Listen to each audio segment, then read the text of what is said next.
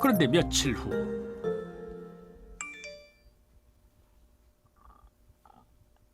무슨 메시지를 받은 건지 휴대전화를 본 지수 씨 잔뜩 화가 난 것 같은데요. 보아니 아무래도 승환 씨 때문인 것 같습니다. 대체 무슨 일일까요? 그런데 이 남자 지금 뭘 하고 있는 걸까요? 그것들은 왜 찍는 겁니까? 지금 이게 뭐예요? 사진 받았어? 기다려봐, 아직 남았어. 서랍에 금반지 2개. 그리고 현금 200만 원. 그러니까 이걸 왜 나한테 보낼 거냐고요? 왜긴 집에서도 물건이 없어지니까 증거를 남겨야지, 증거를.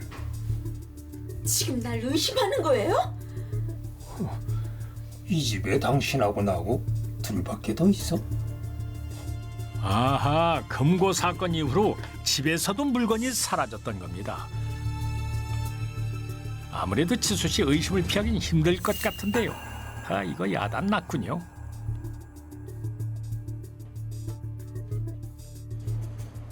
그런데 다음 날 홀로 부동산을 찾은 지수 씨. 대체 이곳엔 무슨 일로 온 걸까요? 그 정도로 구할 수 있는 집값 좀 알아보려고요. 무슨 돈으로 집을 구하려는 건지 도무지 지수 씨 속을 모르겠습니다.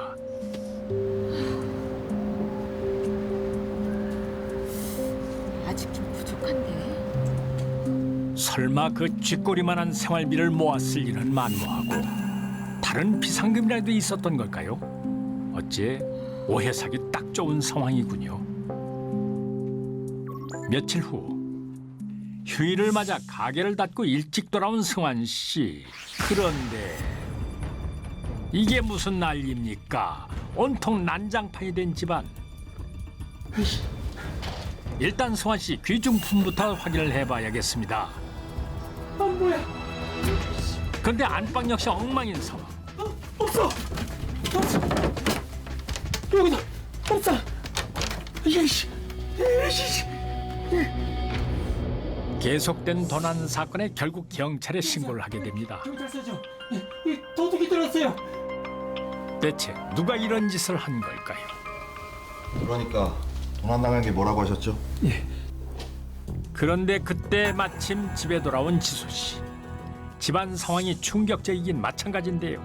그 순간 저 여자가 범인이에요.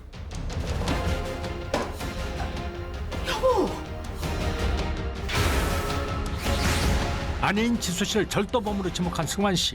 과연 사실일까요? 집안에 저 여자밖에 없었다고요. 저 여자가 절도범이 분명해요. 절도범이 맞다니까요.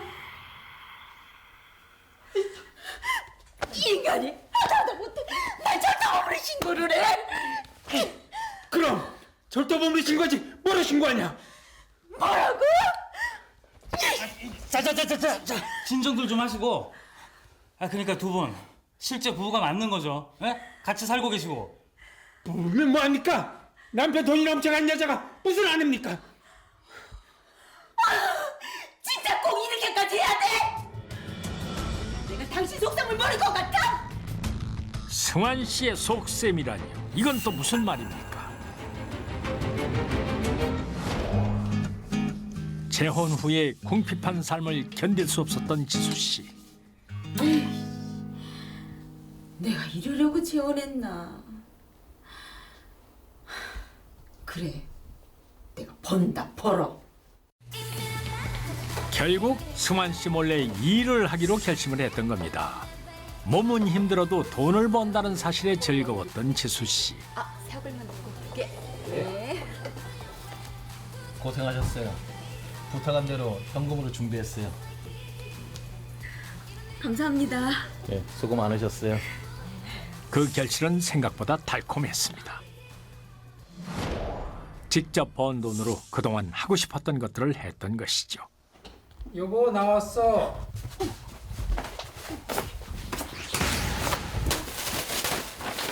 아이고 좀 조심하지 그랬습니까? 결국 승환 씨에게 딱 걸리고 말았네요. 그 쇼핑백들은 뭐야? 오늘 낮에 희진이가 동생이 사줬어요. 그나마 받던 생활비조차 끊길까봐 일을 한다는 사실을 숨긴 지수 씨. 당신 지금 뭐해요? 솔직히 말해.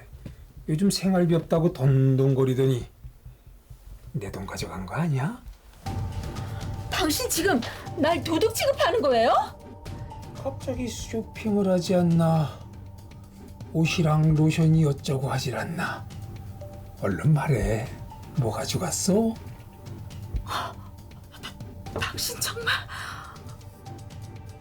당신 정말 미쳤어. 나 정말 당신이랑 못 살아. 정말 나 못 참아. 자신을 도둑으로 모는 남편에게 화가 난 지수 씨. 홧김에 짐을 싸서 나갔던 것입니다. 당신 두고 봐. 위자료나 준비해. 하지만 이혼 경험이 있던 지수 씨. 또다시 이혼이란 꼬리표를 달긴 싫었습니다. 그래서 결국 돌아왔던 것이죠. 그런데 이번엔 경찰에 신고라니요. 지수 씨 속도 말이 아니겠습니다. 이번에도 저 집 나가라고 이러는 게 틀림없어요. 박송아 씨, 부인 말이 모두 사실입니까? 그건 그거고 절도는 절도죠. 빨리 잡아가시라니까. 그런데 이 부부간에는 절도죄가 성립이 안 돼요. 그러니까 남편분 솔직하게 대답하세요. 진짜 도둑 둔 거 맞습니까? 계속 이러시는 것도 공무집행 방해예요? 이 사람이 지금도 계속 거짓말하고 있는 거라니까요. 에이씨. 그래. 너한테 한 푼도 주기 싫어서 그랬다. 왜? 지수 씨에게 한 푼도 주기 싫어서 그랬다니 이게 대체 무슨 말일까요?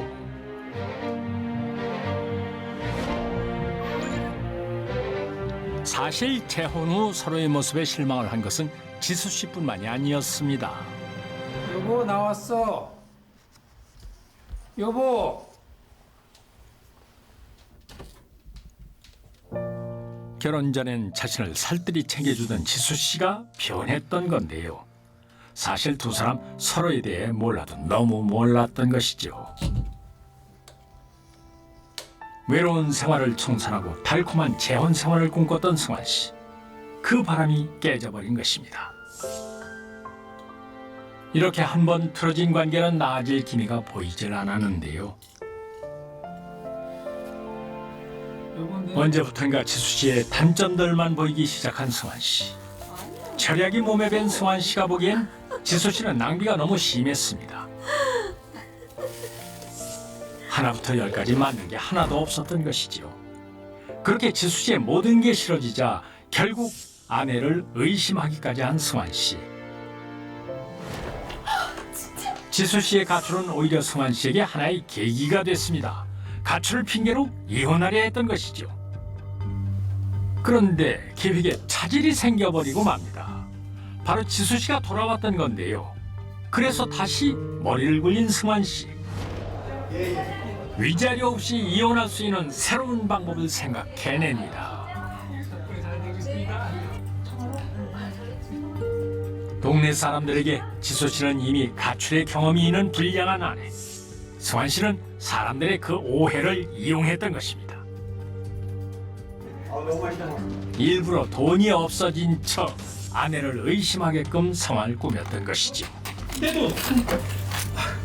아이고 내 돈 누가 훔쳐갔네. 아무나 열 수 있는 것도 아니고.